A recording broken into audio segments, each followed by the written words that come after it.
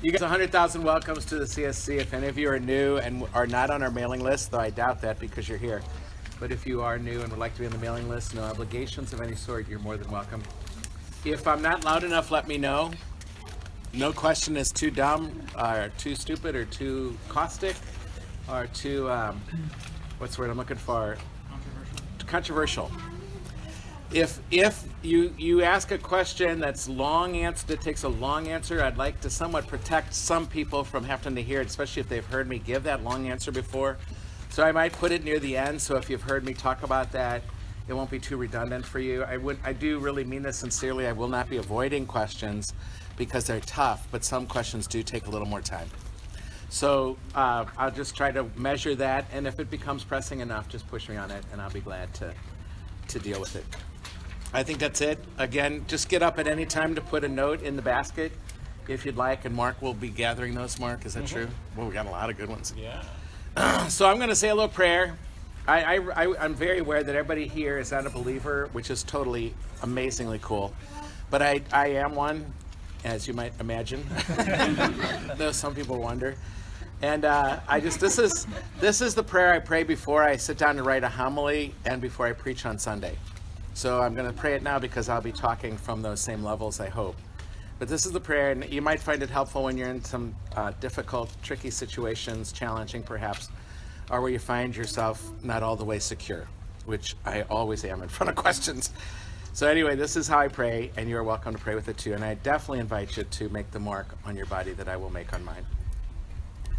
First of all, I ask for God's forgiveness for the sins of our mind, for the stinking thinking, for the over-attachment to ideas, for the wrong thinking, for thoughts that get in the way of other people's life. And I ask God to give me the mind of Christ. I ask God to give each of us the mind of Christ. I ask God to help us think the thoughts that God would have us think, so that our mind might be the mind of Jesus and we'll see and know what he knew and saw. So we ask God to bless our mind.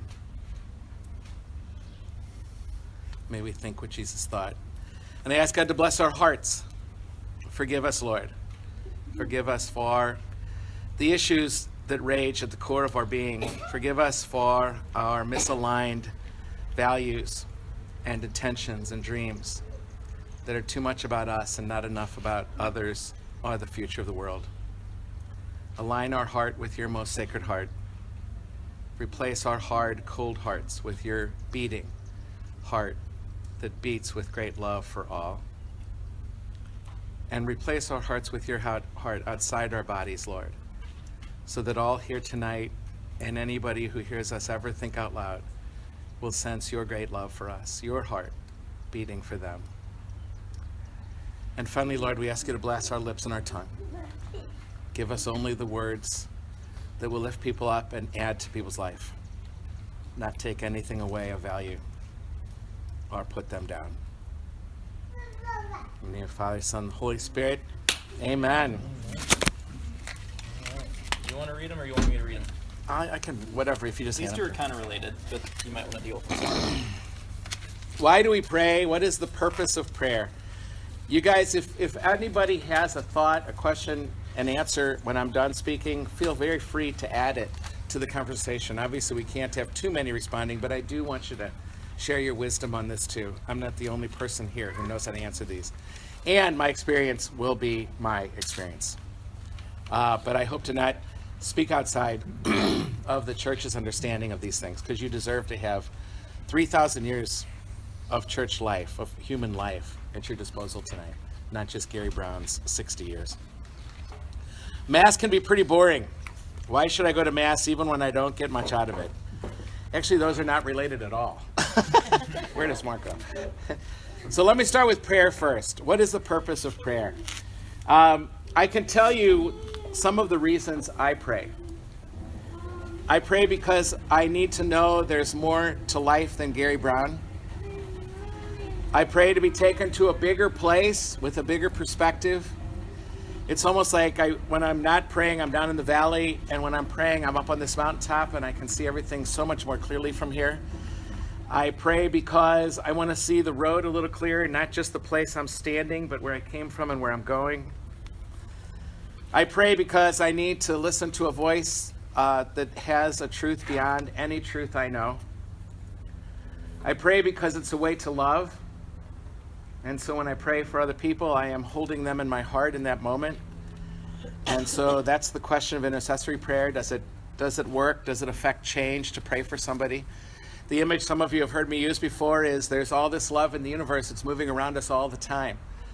And actually just yesterday, somebody said, it's almost like all these circuits of love are happening all around us. And when I pray, he said, I reach out and touch that circuit. But I also pray to put that love that's all around me all the time, almost like a magnifying glass over you, so that in a sense, I'm channeling all the love in the universe that is God. God is love. And when we live in love, we live in God. To channel all that love in the universe onto you in a way that can affect change, perhaps, and I hope. I don't all the way know how intercessory prayer works, but I know somehow in the deepest parts of my experience that love works. And so to focus my love on you. So I'm not a big fan of praying, God please bless mom and dad and my sister and my brother and my kids. And I'm not a big fan of the listing of intentions. I'm a fan of holding someone in my heart enough to feel something of their life connected to mine. And in that moment, I really do believe praying for them is a way to love them. This is not a small thing to me. I love to pray for people. And one of the most powerful ways I did it was when I was on the Camino. I brought a list of names in my backpack, and I just wanted the carrying of those names to be significant of me carrying them along with me on my journeys, but also to hold those names for an hour or two each, and just hold them in my heart and feel something of their presence and their love. Does that make sense? So prayer, obviously you can tell from what I'm saying, is God doesn't need my praise, but I think love needs us to get it into the world, into the skin and flesh of other people. And so this is a great gift we have to pray. Prayer matters to me a lot. There's a lot of different ways to praying. This wasn't part of the question, so I'm not going to go into that. But intercessory prayer is truly a way to love. Anything else on prayer before I get off that topic? Anything you want to add? I'm a big prayer. I was a charismatic prayer in my youth. When the church, well, it brings us a little bit to the second question. When Mass got boring for me, I am an emotional person, as you know. I'm easily tipped into tears, especially by beauty or things that touch my heart. And so I like to pray emotionally too. Affective prayer is part of, I'm very affective, you know, I'm an affectionate person. And so to pray without emotion is really almost impossible for me. And so obviously I have a little bit of a bias towards the liturgies that have some affect to them, some emotion. I love when I don't have Mass here or when I'm on vacation to find a African-American Catholic church and get down in the gospel music and really have my whole body in it. I mean, I really like that. And praying with a bunch of Germans is not always as much fun for me, though I am German. And yeah, so you'll notice a little bit, at least one or two of our songs every Mass will have some, you know, energy, some swag to it. And I know that's not everybody's cup of tea, you know, everybody has their own way. But I find when my heart is connected to my desires, my future, and my thoughts, it really, really, really is more potentially transformative of me. And I love that. And the music here blows me away. Again, I don't know if you've ever been to Mass here, you guys, but when visiting priests come, they say they never hear so many people sing with so much enthusiasm ever, any parish they've been to in their lives as they do here, even in the seminary. So that's something we should be grateful and proud of. And I think people catch fire on that. But again, some people don't like that kind of weighing. But part of my life is emotions, and I'm not going to put those over here and then relate to God over here. Patrick. What would you say to someone who is not able to come here? Who's not able to come here? Is not able to come here, or is moving away and starting a new life in a parish somewhere else that doesn't quite resonate with them as much? Maybe That's an awesome question, Patrick. Everybody heard that? I was studying that question also. Oh, nice. So yes, some people, we do keep, we're trying to keep up to date, and you guys could help us do this, a list of parishes in different areas that are young adult friendly, and which, by the way, young adult friendly is translated as relevant liturgies, and they give you something to do. In other words, that'll be a parish that probably has a lot of service opportunities. So if you ever move around and find yourself in cities where you find relevant liturgies to your young adult life, and I say that sincerely because a lot of parishes are built upon families. All the issues are families. You hear the announcements, you can tell it's all about families, and you end up feeling a little bit like, wow, where do I belong here? I don't have kids, I'm not married, what does that mean to me? So we try to find those in different cities around the country, and if you ever find those, please do send those to Troy, and we can try to keep that up to date.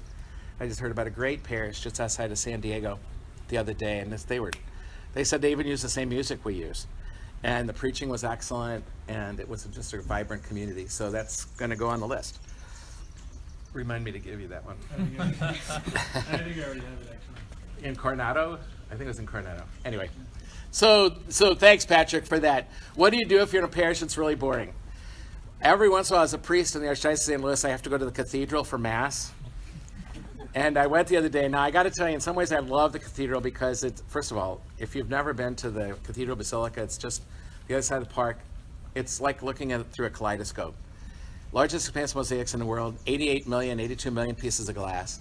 Unbelievable. But I find Mass there. A lot of times, real presence is an act of faith for me because I don't feel it as much. The organ's so loud, I only hear this person singing next to me, this person, and maybe if I'm lucky, the guy back here. I do not hear any congregational singing. Luckily, the choir is beautiful, so that's kind of nice to hear, but then I'm not participating as much as aesthetically. Sometimes it takes a greater act of faith to believe when I'm in the middle of the cathedral or back that when the bishop holds up the host, there's actually something in his hands, because I can't even see it from the back. And it makes me remember why they ring the bells in the old churches was so that people in the back who were, having their morning coffee or whatever, knew what was happening in the Mass because you can't see the host. And what kills me is sometimes these big cathedrals use these little bitty little hosts, which makes it even worse for me. So yeah, there's issues there, but I go and it has a meaning for me. It's not as felt, but I go and it matters to me to be with my Archbishop. He's the lead shepherd of our diocese, and in order to be a true Catholic priest to you, I have to be connected to my bishop, who has to be connected to our Pope. So I would fail you as a Catholic priest. We would just be another denomination, and I would be the leader of another denomination if I was not connected to our Archbishop all the time. So I do go there, though sometimes those liturgies are really, really hard for me to, yeah. So I understand that. And also when I go on vacation, sometimes I said this in a homily one time, I just marvel that you guys are so faithful to Mass because sometimes it's so poorly done. And we got to work on that. I mean, the seminary is really starting to come on fire with this stuff, but it's taken a while to get this out. A lot of priests don't prepare their homilies at all, and that breaks my heart. And some of them are so dumb. It's like, I didn't even know the person next to me one time in a church in the mountains of Colorado. And this was such a bad homily. He goes, the person next to me goes, "Why is anybody here with a brain? This is disgusting." So it's kind of almost insulting. You guys are captive audiences there, and we owe you the best we can give. They're not always great. But we should at least try our best. This is the reform of the priesthood. Listen to me going on and on, but the reform. It's about that Mass thing. Oh, you took it away. Oh, That's okay. It's about Mass being boring. So I want to say one more word about Mass being boring. Sorry. I don't think that your generation has much of appreciation, and I might be missing it, but I don't think you guys have much of appreciation for the power of symbol to carry your heart beyond words. And in a relationship, you have to have more than just talking to each other. That's why we hug each other. That's why we handshake and mean it. That's why couples who are in committed relationships make love. Somehow you got to sometimes get beyond words. And in our relationship with God, we have to get beyond words too. And the symbols can carry and open up depths in our psyche, if you will, that we can't get to just with brain stuff. And words are very brainiac. They're coming out of our brain. So we got to get into symbol. We got to get into bread breaking and a cup of wine poured out and holding hands or sign of pieces and incense. We just got to get it in us and around us so that something deeper inside of us can get tapped. And I really believe this, and if you're a Protestant, you might have a hard time with this, but we've made a mistake, and I'll claim that as well. I think historically in the United States, Protestantism has done a great job of getting people on the path. And it's created a lot of spiritual babies, and that's where we got to start. But I think Catholicism has created not spiritual babies so much, but spiritual giants. We're not good at getting them in. We're not good at getting them on the road. But once they're on the road, I think we can take them somewhere. And the great saints and mystics and theologians of our church will echo that profoundly. We're not good at making spiritual babies. We should be way better at it. We are good at making spiritual giants. And I really believe the world of symbols in our church is one of the ways that's happening. I'm telling you, if you don't appreciate the power of symbols, you won't get the Mass. But it's reaching deeper than you know, really deeper than you consciously know, into the core of your being for the sake of transformation. Nations have symbols. 4th of July is coming up. Awesome symbols. They give me goosebumps sometimes. Sports games, I was lucky enough to go to one of the Blues playoff games. Just electric, shivers down my spine, probably because it was so cold in there. But they're symbols. You guys have them out there, but I don't know the symbols for your generation because your necks are starting to be like this all the time. I know, we beat that too much probably, but I do worry about the way your necks are going to be shaped in 2 million years. We need selfie sticks that help hold it up here when you're reading, so you just don't always look down like that. Does that make sense? So I don't know that Mass will ever not be boring if the priest isn't doing his job and you're not doing yours, which is to be attentive and present to the symbols that are present to you. God is talking to you. Every Mass, God is talking to you, and part of what the language of God is symbols, because this is too deep for words. And by the way, like I said, words keep you up here. Symbols get you here. I love the Mass, but I've been to some bad Masses. Can I just have a follow-up question on that? Please, nice and loud, Doug, with those sounds. As young adults, when we move into parishes where we're trying to find churches and we're continually frustrated at the kind of parishes that we're seeing, how do you see us being called to be like movers of change rather than just like complain about everything that we see? That's a great question. Everybody hear that in the back? How can you affect change in your parish? There's a lot of theories on how to do this. We would like to train you, actually, so that when you move on, you can present yourself to the pastor and say you've been a trained Eucharistic minister. You've been a trained lector. You've been a trained caregiver. You've done this kind of service. You did this in the community, this kind of leadership. You're on student council here, which would be parish council there. First of all, that surfaces you to the priest. As Troy points out very well sometimes, here we reach out to students all the time. We reach out. We reach to you. In a parish, you reach to the parish. And so we will not be doing a service to you if we spoil you to think that in a parish they're going to reach out to you like we do here. We are where you are. We try to be where you are. We try to love you in your life as you are. We try to go where you live. That's not going to happen in a parish, at least many parishes. So we want to get you to the priest so that you meet him and to some of the leaders in the parish. And we also want you to know, like through something like, what's our retreat again? Awakening, for example, is our undergrad retreat that's huge. We want you to know you don't need a priest to get these things started. So one of our alumni was probably a year out of WashU and the CSC, and she got to her parish and nothing was happening for young adults. So she went to the priest and said, "Can I do this?" And she started what seems to be still a thriving young adult group in her parish, taking a lot of what we do here, a lot of the way we do it, probably is a better way to say it, to her parish. So you guys can transform the parish, and it's really worth it to do. To me, if you don't go to Mass, I'm going to be a little bold here, and feel free to be mad at me. If you don't go to Mass because it's boring, that's another symptom that you're making your life just too much about you. I promise you something is happening and working on you in that place that won't happen or work on you anywhere else. And I know it can be boring, and for sure, I don't think boring is not.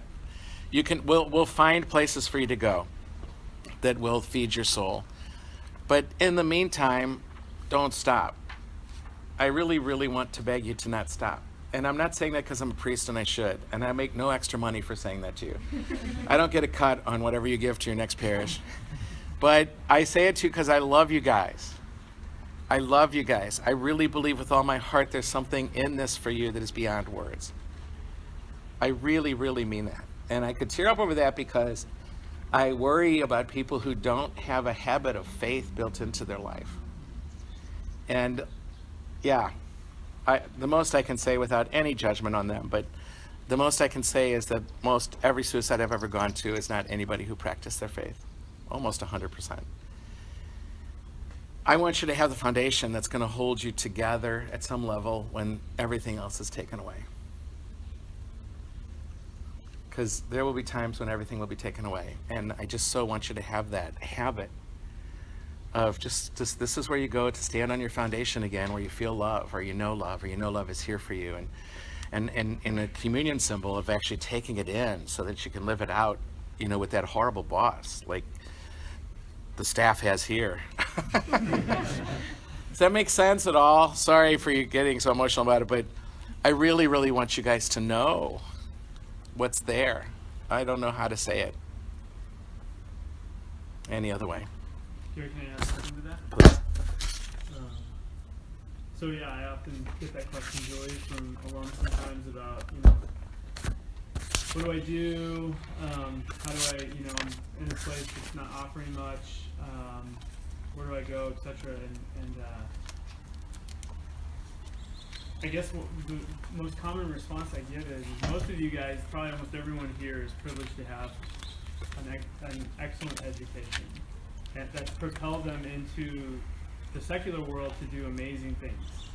I mean, if you're a WashU grad, you're coming out prepared to lead business organizations, be lawyers, doctors, etc. I mean, really the leaders of our nation, the leaders of our world. In those same arenas, you will face closed doors. And all of you have been trained and will continue to learn how to open up new doors. Nobody here, if you get a closed door, is going to suddenly say, that's it, don't want to be a doctor anymore. That's it, don't want to be a business person anymore. That's just not, anybody who I've seen as having success as a WashU alum or any other alums that have come here, they've had to work their way through closed doors from time to time. And it shouldn't, as unfortunate it is that you will experience some closed doors in the church, is it any different that you will work to continue to find open doors in your secular life? Is it any different that could happen in the church? And so I always say, all those skills you've learned, that you've been trained here at WashU, your schools, those things can still apply in the church. You get a closed door from the priest, find a different way. Find somebody else in the community you can align with. Use those leadership skills you've learned, because the church desperately needs you to lead. It's not going to be a clergy-led church in the future. Your generation, if we here are not leading the church will die. I promise you, it will die. And that's the way it's always been for our church. If the people are not willing to lead, but even more so now. And so the church needs your gifts. They need your leadership. And so if all of us just walk away with the first door that closes in our parish, then what type of church will we be left with? What do we mean when we say Scripture is inspired by the Holy Spirit? How can it be inspired by the Holy Spirit when there's so much of it that doesn't seem to really actually fit our understanding of God or life? It seems like so much of the Bible, here's the other one, similar. So much of the Bible seems allegorical, not just literal. How do I know if any of it is literally true? Like even the resurrection. So inspired by the Holy Spirit, it does not mean that God or that little white dove was, dictating in Matthew, Mark, Luke, and John's ear to tell them what's the truth. That's nothing what inspired means. It means what inspired means to you. So think of a moment when you were inspired, when really something inspired you, and all of a sudden, one of two things happened. Life made more sense, or you got it. I guess that's another way to say that. Or you really felt breathed into, like some sort of new life, because the literal meaning of the word inspiration is new life, was breathed into you. When that happens, you're inspired. So I can write an inspired homily, perhaps, but then the next day it might not be so inspired. What was the difference? Because that homily, I really got it. I was really connecting with you guys in your experience, so that when you heard it, it felt like you were hearing it all for yourself. It sounded like it was coming home to you. That's an inspired homily because it's working not just for me, but for you too. So the criterion in the church for an inspired revelation teaching is, did it last over time, and did it touch every human heart of any culture, any nation, religious or not? Does it ring true for them too? So when something's truly inspired, the Holy Spirit is going to be a universal spirit, right? And so that's how the church, there were millions of gospels, not millions, but there were lots of gospels running around when the 4 gospels were called together. And the criterion was, did they endure, and does almost every church find something of truth in it for them? That's how the church decided what was of God, because that's how God reveals. Everybody, every culture, universal experience. You know you're standing in truth when something rings true for black people, white people, Muslims, Christians, women, men, black, white. You know if it rings true for people in their universal experience, it's of God.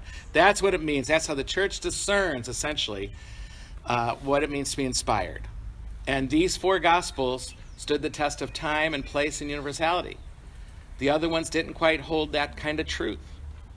There was a Gospel of Thomas, for example, that was considered pretty Gnostic because it only appeared, it became the sort of elite secret knowledge kind of thing. And so it didn't make it into by the same criterion. Does that make sense? Is the Bible totally, literally true? The church has been, I got to tell you, our Christian church was the very first church to say, facts don't matter in the Bible. The Bible is true. The facts might not be. That's the truth. Our church has been there since the 40s. 1940, we started talking about that out loud. The first pope, I think, to acknowledge that was true was in the 40s. Different? Well, I'd say Augustine, actually. Well, yeah, good point. Augustine, that was about 480. Yeah, exactly. Like 40. Well, 40. yeah. Maybe that's when it first started getting written into the encyclicals of the popes, Yeah, that's fair. which gives it a whole different oomph. For sure. Does that make sense? So yeah, Adam and Eve. Adam means every human being. Adam literally means all humanity. There's no guy named Adam. There was no woman named Eve, the first woman. Those stories carry a great truth that we need to hold together, the truth within. It's almost like, the diamond and the setting of the diamond. We got to get to the diamond through the setting of the story. There's a lot of the Gospels are not literally true. So the question becomes then, well, how do I know what's literally true and what's not? And this is really, really important. And that gets us to probably the ones that are most debated. Like, was the bodily resurrection of Jesus really true? When Jesus said, "This is my body, this is my blood," did he mean that literally? And the closest we can come, and there are a lot of studies being done about what might Jesus have truly said and what might have been said through him because they had a sense that this is something he would have said. Probably the Beatitudes were put in his mouth because they define him. They were his life. And the church held to those from the beginning. Within 100 years, 150 years maybe, definitely written down. It would have been right around that time. But for example, the bodily resurrection and Jesus saying, "This is my body, this is my blood." You can tell there's several ways to discern if it was really historically true. And the church stands on the historicity of bodily resurrection, though body does not mean this. And Jesus saying, "This is my body," though body does not mean this when he said this. That he stood on those things because you can tell how soon did the church live this way.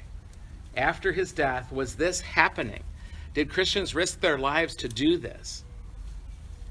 Did it matter to them to get there even though they could be called Christians then and be crucified or stoned or something of that nature? And did it start from the beginning? If it was started from the beginning and we have historical data, the Eucharist, they went to what we call Mass now. They called it more like the breaking of the bread in the early days. And that's why I do the breaking of the bread so dramatically, because that's the moment that defined the Eucharist for them. They risked their lives to get there, and we know story after story after story of how that happened soon after his death. And that he it would be very almost impossible for that not to be true if he didn't say, do this in memory of me. If he didn't say, this is my body, this is my blood. So you can follow, again, we're part of a historical church, you guys. This is a blessing and a curse. The curse is it takes longer to change, to become relevant to the issues of a day.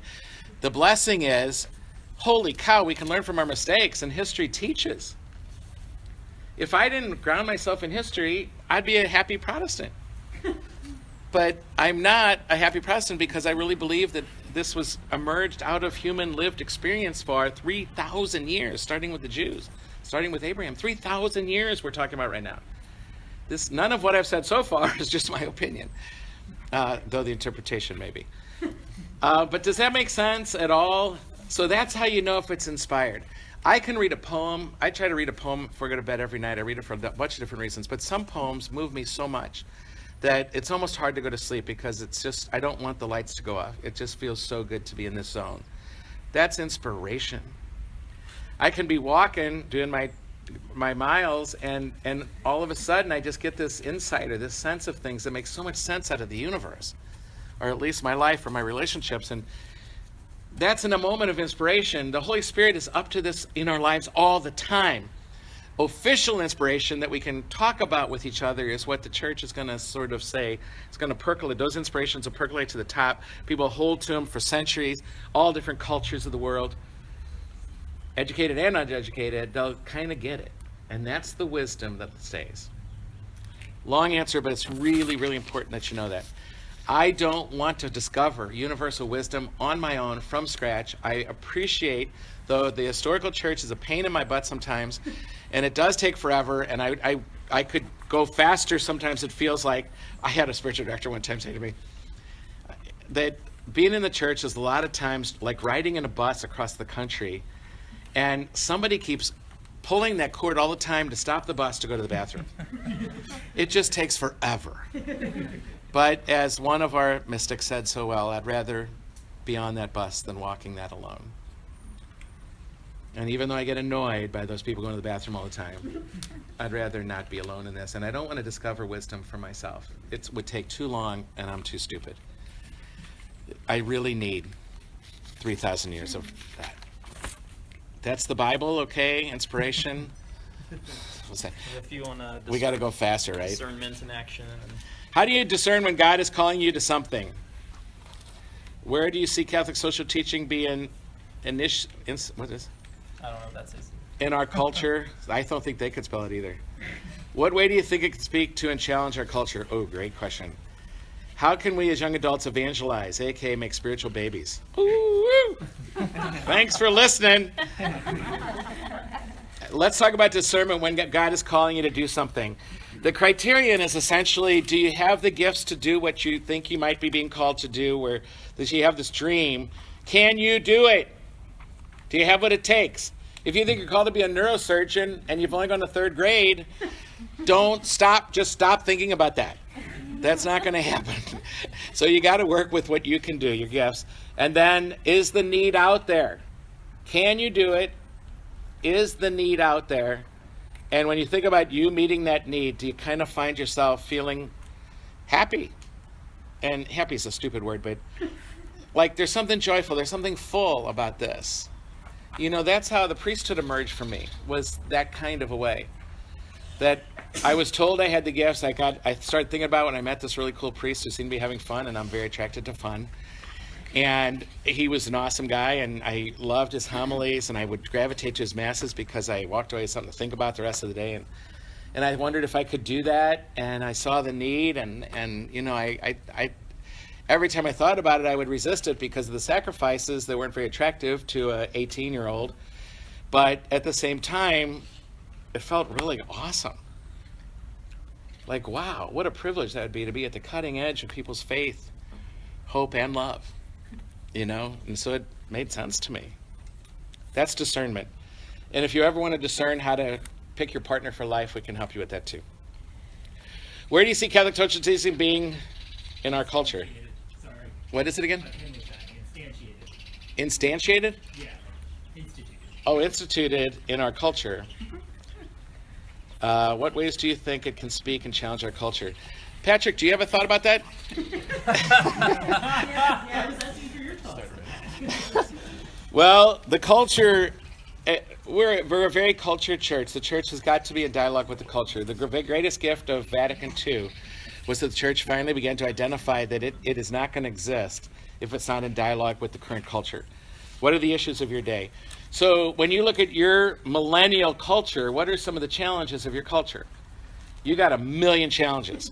So then this question becomes, Patrick's question becomes, how do I get this good news, this freeing, liberating Messiah into this culture in a way that becomes a leaven to lift up the best in the culture, the best beyond the worst? Does that make sense?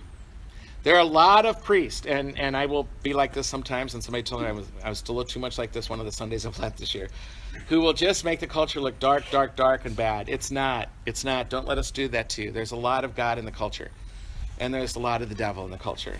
And your discernment is to figure out which is which. That's very Ignatian. If any of you guys had a Jesuit background, you know how true that is, that you got to figure out what's of God in this culture. Even in your own family, the culture of your own family. Some of the cultures of your family has stuff in it that's not of God, but that is of the devil. And by the devil, I mean it's dark and binding and not liberating. How do you identify what in your family needs to change, and how do you change it? It's the exact same question for the culture. And if your culture is WashU, it's the exact same question there. You've got to be about affecting that culture so that more and more people can become their best self there, not their worst. So how do you do that?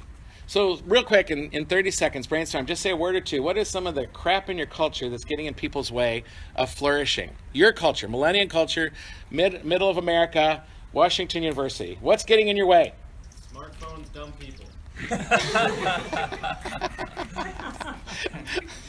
I'll take it. Smartphones, dumb people. I would say your perfectionism.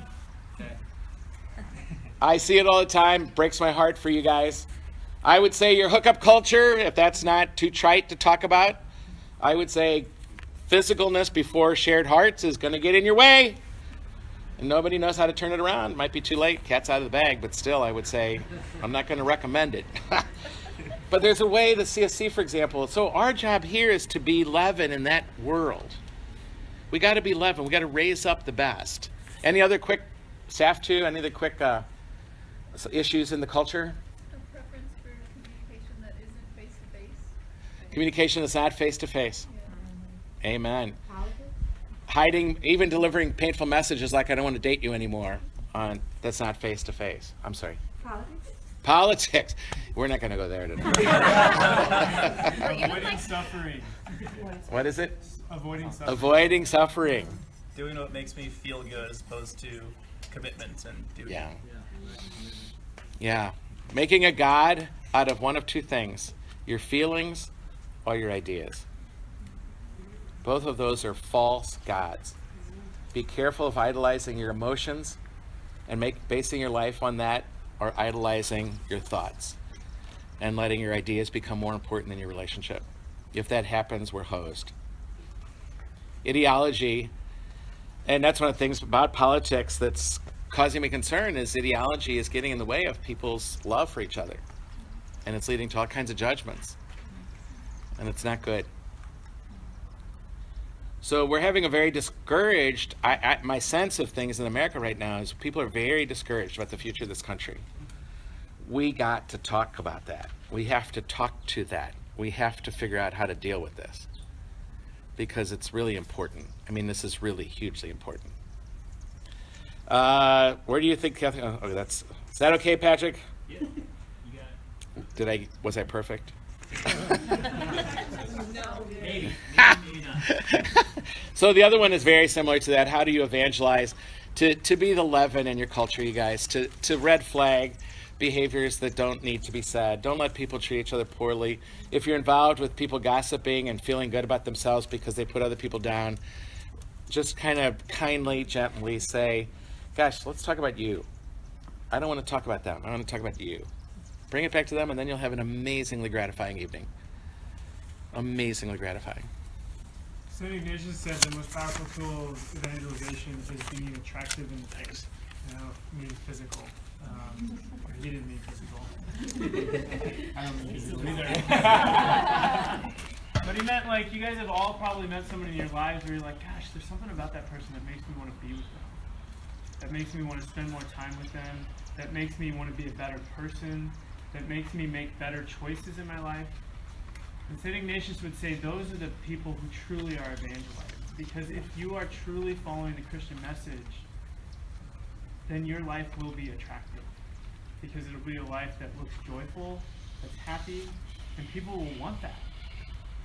People who are negative, who are down in the dirt, who are just, constantly kind of in a cloud of guilt and shame, are not people you want to be around. And if you're a Christian and that's the way, or people who are constantly judgmental and self-righteous, if you're like that and you're a Christian, people are going to say, I don't want anything to do with that religion because I don't want to be like that.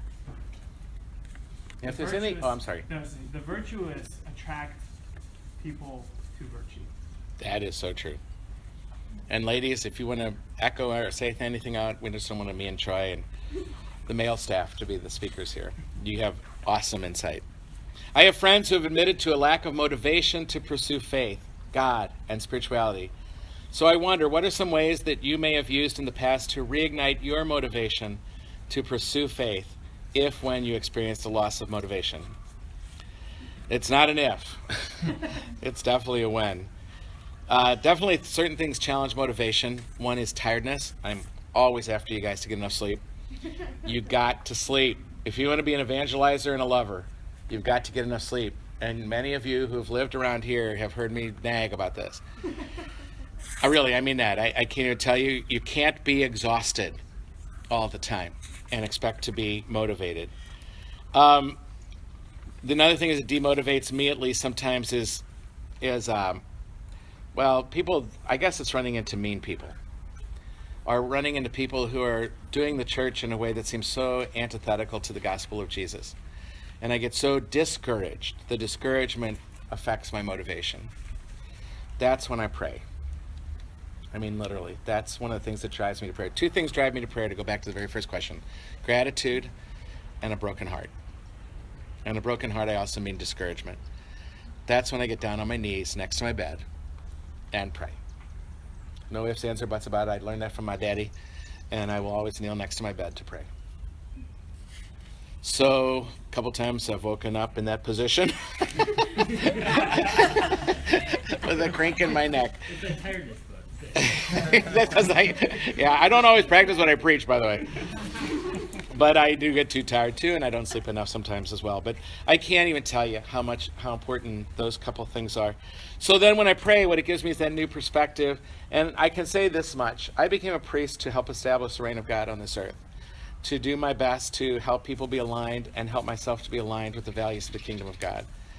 The church uses the word disorder sometimes to explain immorality, like this is a disordered act. I believe Gary Braun is always disordered in some way. And my work is always to order myself according to the ordering of the kingdom of God, and to do my best to help you guys do that according to whatever you need or want, and especially through the Eucharist and preaching. And so I just want to be ordered that way. And so what I have to do to get back on track and motivate myself again is I need to be somehow in a world that I can feel the kingdom that attracted me enough to give up marriage and sex for the rest of my life. If I can feel that draw to that kingdom, there is no cost too high to pay. If I lose that feeling, everything costs too much. So again, on one of those long walks or sitting in the backyard with my coffee in the morning, to just feel how much I want the world to look like that. And for us to relate to each other like that is enough to get me charged up and ready to go again, and not whine about my life. So that's how I stay motivated, and it really, really works. Sometimes I imagine Jesus, when he went away to pray, he was struggling with the same thing, motivation, like, oh, this is crap. These guys are stupid. And he just went away and he could do it. And by the way, he was celibate. Oh, wow. First one might have been what you were just talking about. What are ways to keep my faith alive when I'm not at the CSC more specifically? I find the internal politics of the church to be so much more apparent and damaging to my spiritual being when I'm not able to practice here. Two things I want to say about that. It's a great question, great thought. Two things I want to say clearly. One is you will not be a part of any community the rest of your life that doesn't have politics that are crushing to your spirit. Zero communities like that. WashU has crushing political issues going on over there. And it will squeeze the life out of you. If you want to not be a Lone Ranger, you can do life all by yourself and be lonelier than crap. But you might have a little more peace because you won't have to deal with irritating people who don't agree with you, and you lose battles. And you're not the boss, so you got to let the boss have his or her way. But I'm telling you, you can't be a part of community. And one of the problems I'm having in your generation, and I should have said this as one of the issues of your generation, you want a community that agrees with you on everything, or you won't belong, and full of nice people who treat you well, who are not mortal, human, and sinful. Good luck getting married. That ain't gonna happen, right? As soon as you get... I think I should let the married people talk. No, it's just really, really true, you guys. There's no pure community in the world. If you want to belong to anything, and if you have some sense of belonging to something bigger than yourself is going to help grow you and help you flourish, then you're going to have to rub shoulders with people who disagree with you and who are a pain. And so did Jesus, and it's the only way to make our way through life. You got to be immersed in community. Guys who are in fraternities know this. Girls in sororities know this. People in church know this. Everybody needs to learn this. But I can't tell you how many people just avoid community if it gets messy. And you guys give up quickly. I have to say it. It breaks my heart.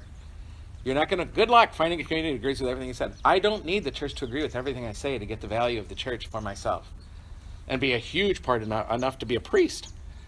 I don't have to agree with everything the church says.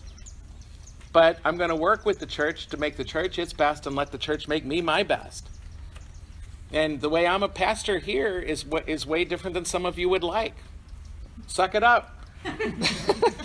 Well, the truth is, I'm going to do my best, and I want your feedback, and I got a staff that'll hold my feet to the fire, I think, pretty damn well. And my priest friend sure do, but I'm telling you, you're not always going to have a boss you like.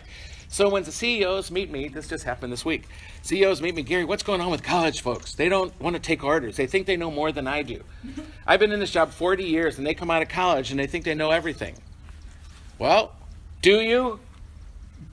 Do you act like that? Well, if you're going to leave an organization because you disagree with the boss, the leader of it, then you are kind of a little bit like that. Now, obviously, there's a breaking point, and we can talk about that if you'd like to, too, but you understand what I'm saying?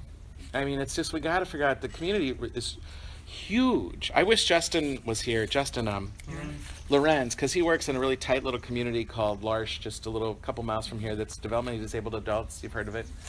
And boy, they know community. If you ever want to read about community, the founder of L'Arche, Jean Vanier, wrote a powerful book that is like the Bible of L'Arche called Community. Creative title.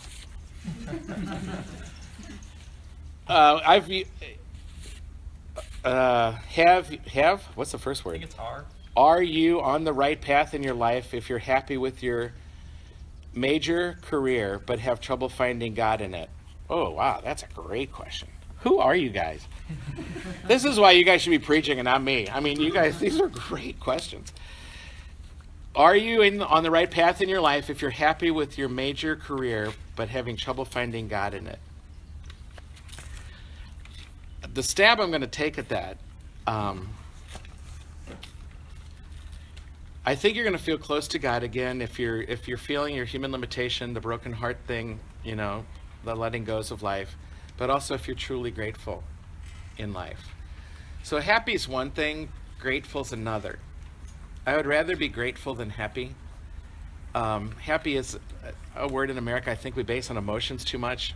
Peace, shalom might be the better word, or joy, like I said earlier. I guess I want to say, if you're loving and serving, you're going to find God. And if you're getting selfish, you're not. So this happy career, if it's too much about you, I think it's going to be hard to find God in it. if it's enough about other people, you'll find God in it. So is your career helping you, being a vehicle for you reaching out and connecting and serving, or not? Yeah, something to I don't know that, if you want Gary. this one. Yeah. I'm gonna add one thing to that. It might be easy to take that answer to say, like, the careers that are in the service-oriented fields are those types of careers that are about serving others. Sometimes people do service for their own ego. And so that's another thing I think to think about is, like, That takes a fine discernment to see how much of me is in this versus the other that I'm serving. right. So just because you're in social work doesn't necessarily mean you're doing it for others. Or just because you're a teacher doesn't mean you're necessarily doing it for others. Or a campus minister. Because you might be just feeding your ego that says, I have to do this to earn God. Which is more about ego than it is about others. Sorry to your question. No, I wanted to ask that. I think reversely, there can be things that aren't service oriented that are service to God. Totally. So. Oh, totally. It doesn't have to be directly Yeah, service. so I just wanted to, I Direct know and that might indirect. be obvious, but I just think it's important to remember, like, if, I think anything that's your calling can be done in service to God and to others. So if you're doing arts or sharing your passion with other people, I think that can also be service. Yeah. That's partially why I said what I said. Because Yeah. some people Yeah. might just think, oh, it's only these careers. Yeah. But something about that career should help me being flourishing in some ways as a human being for others' sake. For sure. How should my faith and my politics inform each other? There's that question. And I think we'll probably have a night on politics down the road. Because all I know is we got to be looking, never vote without somebody who's struggling in the voting booth with you. Never vote without somebody in you besides yourself. Don't only bring your wallet in there. If all your voting is about your wallet and your financial security for your own sake, that would probably be a problem. But if you walk in that voting booth bringing a disabled person, an unborn baby, a bag man, all those things can really make a difference. So that's all I'm going to say for now on that one. Any more? Yeah, all those are kind of related. Follow-up question here. Oh, please. Sorry, no, it's okay. What if, like, multiple candidates stand for different things, though? So, like, if one stands for, like, protecting the unborn and the other one stands for disabilities, but then they don't necessarily support the other, how do you, like, prioritize even? Or when you don't agree with a candidate fully, I don't know that there's ever been a candidate that... I usually decide based on hair.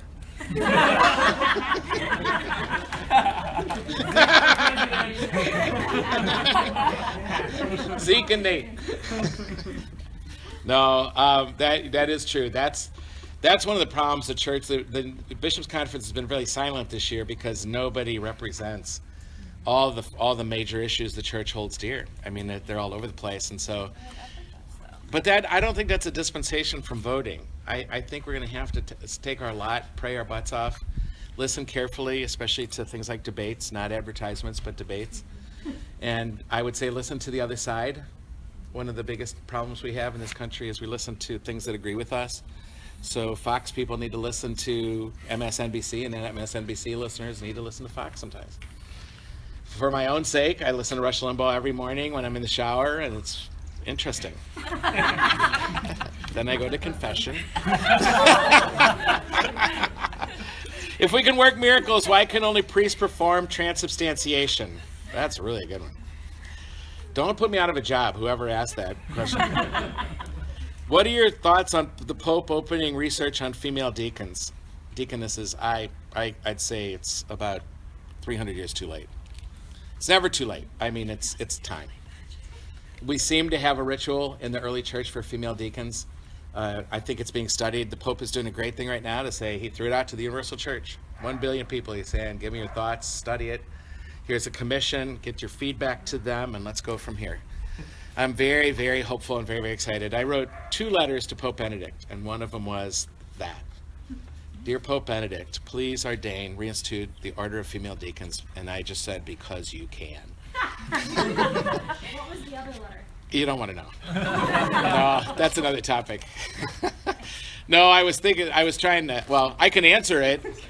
I was thinking, so I'm a big fan of celibacy and the priesthood. I really, really am. I can't even believe how awesome celibacy disposes me to my life here. And I really can honestly say you guys matter to me more than if I had my own family. Not that that would be bad. But you are number one affect, really. It means the world to me to love you at the level I can love you. And my capacity for love is enormous that way, I feel like. But I would say I do think that in rural areas of America, it would be great to have a married clergy. I'm only talking about America because I know it. And so I wrote Pope Benedict asking him to think about having a religious community of married priests that somebody could lead, and they would go out, because they would go out as families then, the priest and his family would go out to some of the little towns in America where, so I'm a priest here and I work with some of the priests from across the river who are in very tiny little parishes up into the middle of Illinois. I've had guys come for spiritual direction from 3 hours up in Illinois. They're in teeny little parishes with 100 families, and that's when a priest can kind of get in trouble. You know, drinking too much or you know, little sex on the side or something like that, or fall in love, a little extra vulnerable to falling in love. It's just a little more, it's just too easy to mess around, you know, on some level, or they get really, really huge. And so I really think in a smaller parish where there's really not enough affect, if you will, or opportunities for service, it might really work. It could be really awesome. And I would like to try it that way first. Let's make a religious community of married priests that we send out with their families. So I wrote that to Benedict too. No answer. That's the other one. But write the popes, you guys. If you have any thoughts about how to make your church better besides firing Fr Gary, write the popes. Here is the ordained women question. It is kind of long, and I would like to handle that question in a different way than we could handle a conversation because I show pictures. And it was really effective last time I tried it. So if that's okay with you, is it okay? I'm not avoiding that topic. It really matters to me. The most I could say in my own personal witness is that I was at once in favor of it, a very big advocate of it. And then as I began to understand the historicity of the Eucharist more and the church in the East, the Orthodox Catholic Church, with Christian churches, Russian Orthodox, Greek Orthodox, I just learned a whole new level. And so it really affected me. So the bottom line is, I really totally believe that at the altar, if that's where the priest is most defined, is redoing the Last Supper. Gender matters. Gender matters a lot. And the priest doesn't have to be the sole decider or leader of the community on every other level. That we could really, and I don't know if this verb is the right verb, but we could ordain women to be pastors of parishes and then have the male priesthood at the table in imitation of the Last Supper. Because remember, in the Catholic Church, it's just not this moment. You're supposed to be able to fall through that priest and the bread and wine and that altar and these people to the Last Supper. You're supposed to see time collapse so that the Last Supper is right there with you. And that's why I would go to that sort of replay in gender matters in that, I find. And I've done lots of little studies on that, not major studies. So anyway, but I do want women to have authority. I don't want to have all the authority as a male. I don't deserve that. We could ordain women pastors. There are many parishes led by women. And more you're seeing chancellors, the chancellor of the Archdiocese of St. Louis, who is really the queen pin of the diocese. They make all the decisions, kind of like Troy. And she's a woman, the chancellor is. Well, that's really sort of the pastor of the Archdiocese. And the Archbishop has his unique role. So I really want women to have more say, more power. I'm not totally sure that's going to need... I think we'd lose something of historicity to the Last Supper. And I really don't want us to be an ahistorical church. The Protestant churches are ahistorical. They don't need to be bound to anything like that, except their interpretation of the Gospels. And I'm not saying that to put them down. It's just true. I think they would echo that. Gary, you want me to go get the pictures? What picture? I got them in my office. Well, we only got about 15 minutes, but I could bring them out while you're answering others. how would I show them around to all these people? Pass them around. Huh? Pass them around. Okay. I don't Go know get if you it. address this one or not. Oh, thanks. Oh, yeah. If we can work miracles, why do only priests perform transubstantiation? The transubstantiation is, as you know, everybody know what transubstantiation means? It means the transformation of the elements of bread and wine into the real presence of Christ here now. So Christ substantially present, the love that Christ exemplified. You got to get behind even the person to the God in the person, and God is love. So the love that created the sun and the moon and the stars, as Dante said, is just all of a sudden in this life lived for 33 years, 2,000 years ago, that is available, we trust, in this moment of the breaking of the bread and the pouring of the cup. The only reason the priest is necessary to that is because it's, again, the replay of the Last Supper that couldn't have never happened without Christ instituting the Eucharist. And so the replay happens that way. And also, I don't serve in my own name. I serve in the name of the Archbishop, who is one of, in the line of the apostles. That in many, many ways, not perfectly, but you can trace so much of that to the beginning days. And, you know, that sort of being passed down to your generation. That authority to lead, if you will, to break bread and to, what the church uses this, they used to use this word confect. I always love that. I got to go confect. But does that make sense? It's a sacramental reason. It's why can't everybody, you know, have a baby? I'm not totally sure that worked, but let me think about that one.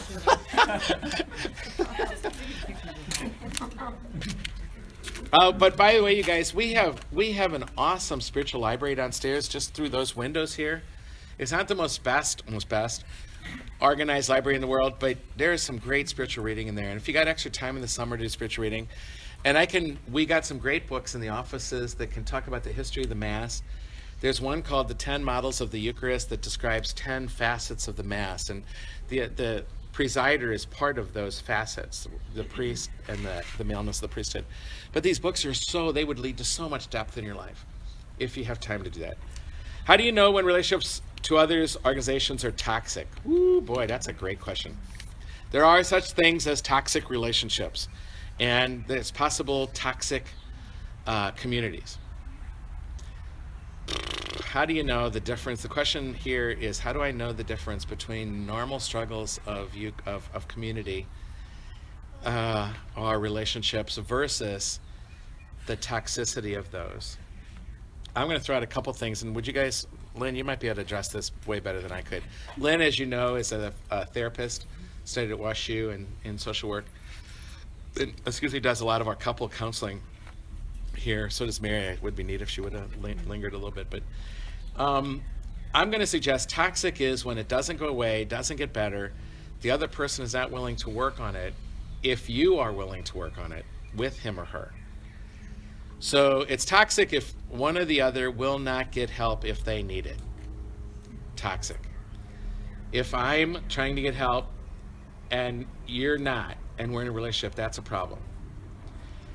If a community cannot criticize itself, toxic. A person who cannot criticize themselves or let themselves be criticized by others, toxic. Now that doesn't mean you necessarily have to avoid them. I think our first responsibility is try to help them see the value of feedback loops, so that they get better. But somebody just told me yesterday or today that, he was talking about the Muslim faith, because he was a Muslim, and he was saying you can't disagree with it, or you're going to have a contract out on your life. If you criticize Islam, you could be killed. And so he's actually offered to come and talk to students who might want to understand Muslim from an ex-Muslim's point of view.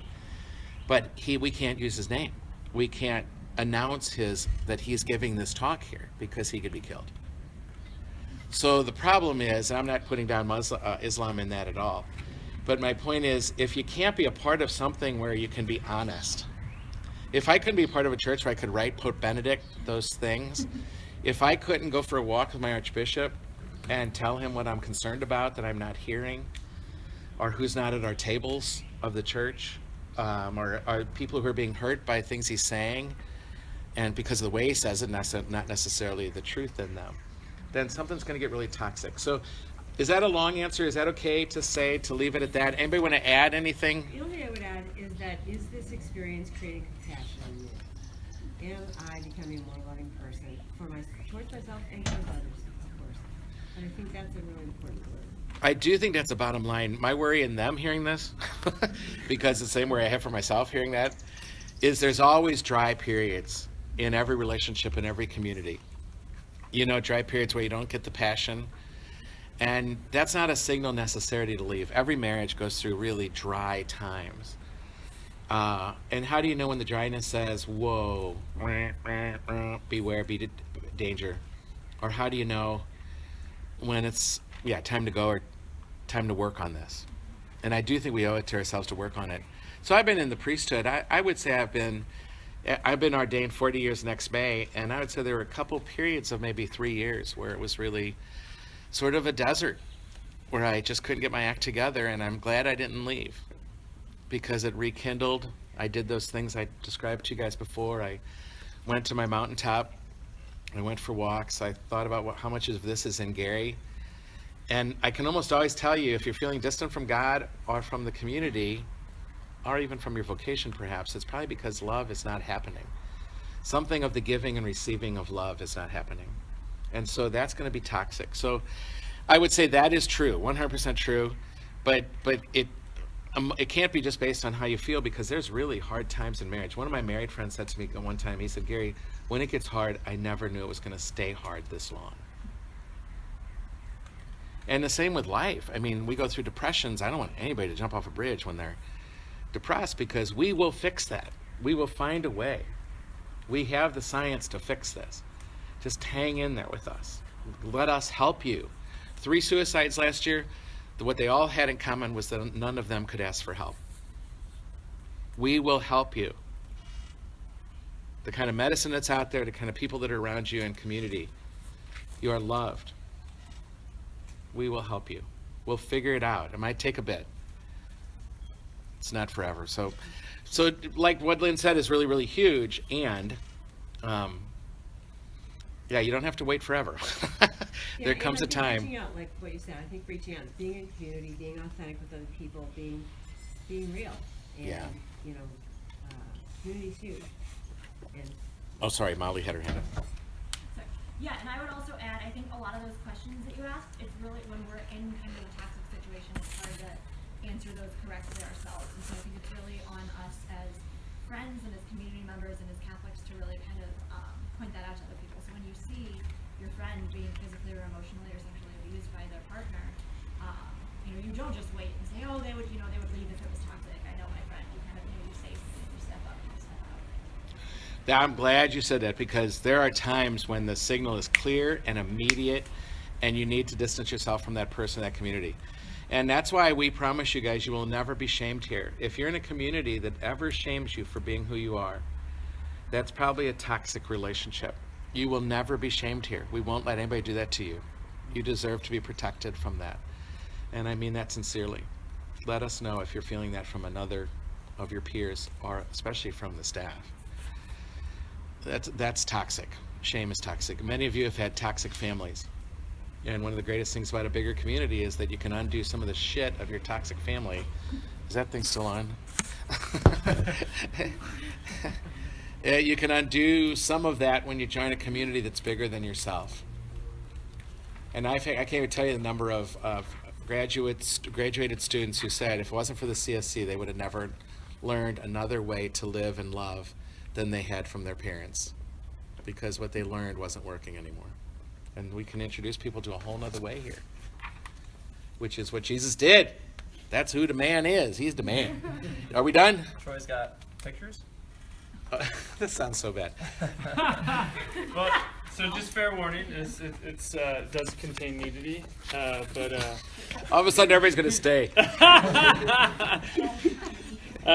But we use this in a class.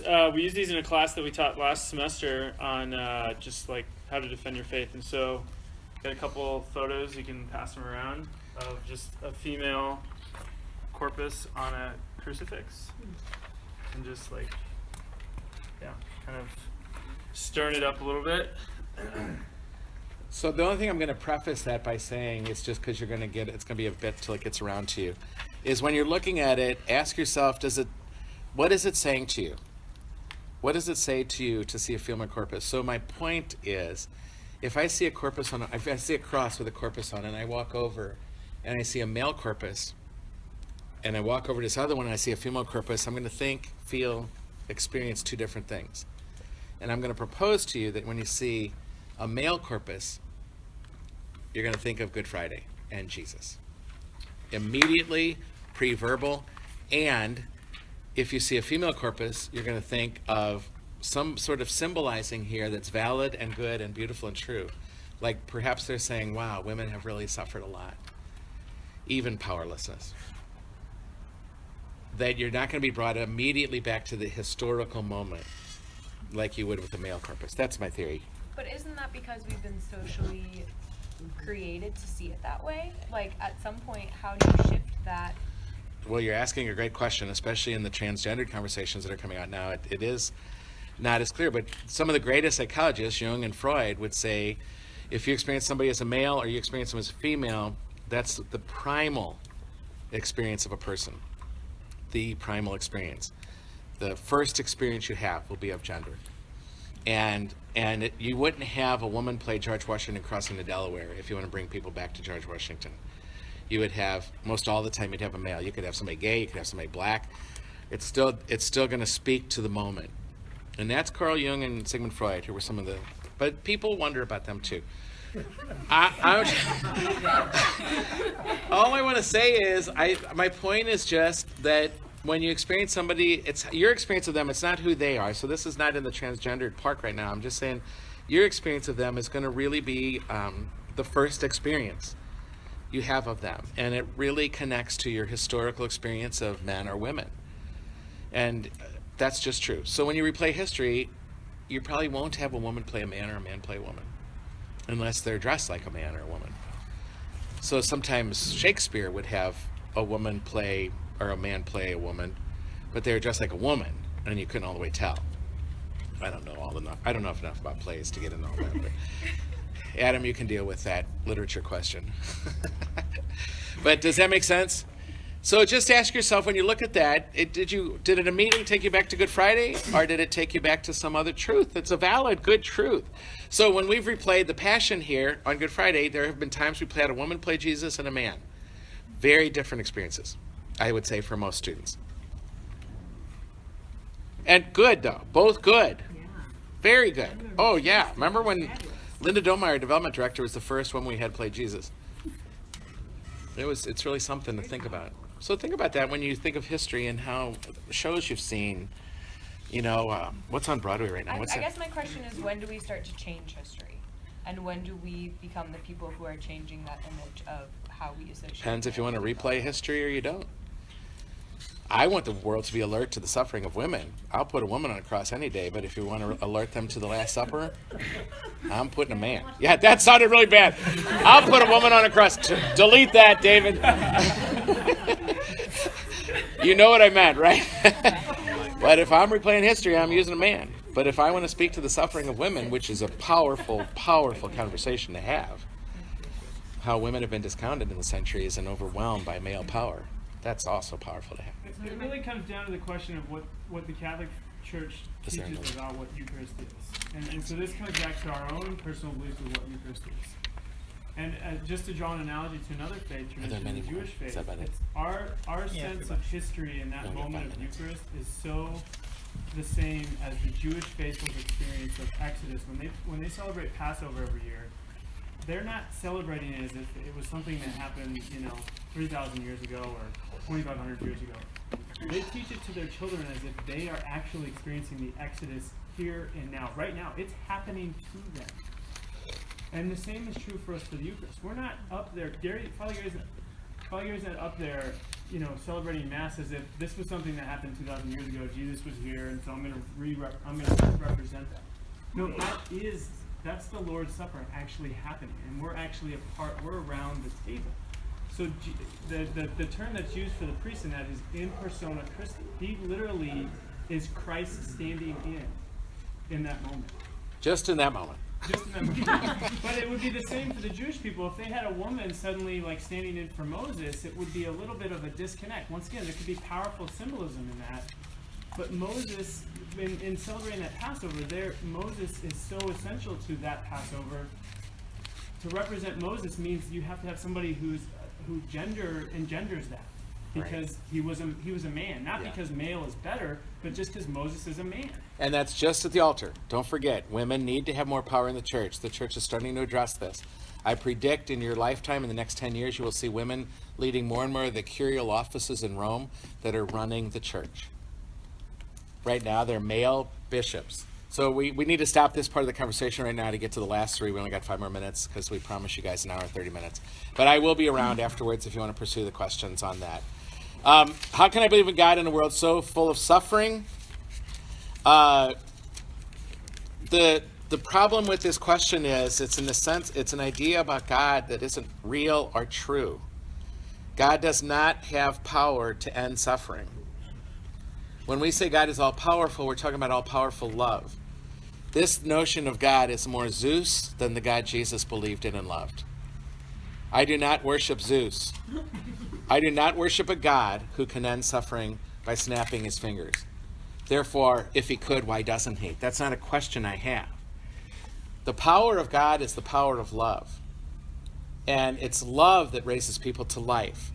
And your suffering, my suffering, is an avenue to break open to the love that is God, not something interfering between me and God necessarily in itself, though that's a mighty work. And that's why we have community, and that's why we look at the suffering Christ on the cross. I think all of us have temptations to feel sorry for ourselves when suffering comes and blame God. I know so many people who quit the church, quit going to Mass because of the suffering. My mom died. Why didn't God save my mom? God could have. God can't do what God can't do. And if you get a chance to read this book called by Gerhard Lofink, a great priest theologian from Germany, he explains miracles better than anybody I've ever read. God can only work. Grace builds on nature. If the plane crashes, they're going to die. And you get these headlines that throw me off. I could talk about this way too long, and I'm not going to go too much beyond this. The headline I got off a plane, saw USA Today. Miracle, 7 people live from a plane crash. 94 died. Whose miracle was that? That's the kind of stuff that makes people quit believing. That's not God. God is love. God, the love that transforms human lives. That's the power of the universe. And that honors suffering. When you think of God, I encourage you guys to think of love. What can your parents do for you? Your parents can't keep you from being in a car accident. They can give you all the wisdom in the world. You might drink and then go drive. God's going to be there. Love is going to be there. They're going to still love you. And that's what's going to bring you to life again. Not necessarily just physically, but really, even more profoundly real than your body. God can't. Grace builds on nature. If you got cancer, there's certain levels where your body could still muster its energy. That's why I pray for people with cancer. That body can rejuvenate itself with the grace of God and love poured out all around it. Put that magnifying glass over that cancer tumor, and if there's still life in that body, it can win over the tumor. There's a time when the body has nothing left that God can do anything with, that love can do anything with. And that's called death. And nobody's not going to die, including Jesus. So think about God. Why blame God for suffering when that's not anything God cares about except to use it to make you a better, more loving person? That's the truth. Shit happens. And he said that in several parables. Jesus said that in several parables that we're not going to get into now. Real quick, don't you think science will eventually disprove a lot about religion? Will science finally get rid of religion? Nope. Next question. No, we could talk about that more. It's one of my passions is putting science together with faith. You guys, the science will always have its mysteries, and so will faith. And we come together. The reason that question doesn't even matter to me is because we come together at the word meaning. Where science and religion come together is in wonder and in meaning. And when a scientist still has wonder and a person of faith still has wonder, that's where they cross, right there. And science can't give meaning to my life. It can't. That comes from religion. So good luck finding meaning and purpose to your life under a microscope. And the last question, Ooh, we zoomed through these. Thank you so much for your patience. You guys were allowed to drink this whole time. I can't believe. It seems like the church is always behind. How can the church claim to have any wisdom or even relevance when so often it's playing catch up? I join you in that question, whoever wrote that. It's just true. And like I said earlier, history is a gift and a burden to us. And we can't change lightly. Like I said, time is how we sometimes discern truth. Science is so new. And we're having a hard time right now keeping up with science. When the bishop was asked a question here by an MD PhD, he didn't have the right answer.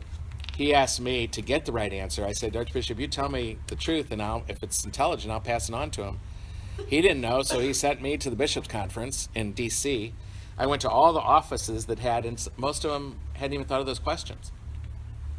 So the church is behind, and that leaves it to you, brilliant human beings, to be in dialogue on some of these pressing issues that have to do with reproduction, that have to do with end-of-life issues, that have to do, now there's, I think it was a state, or was it a country? Oh, I think it was Australia, just decided that it's okay. The first nation in the world that made it okay for a baby to be born from 3 different people's DNA.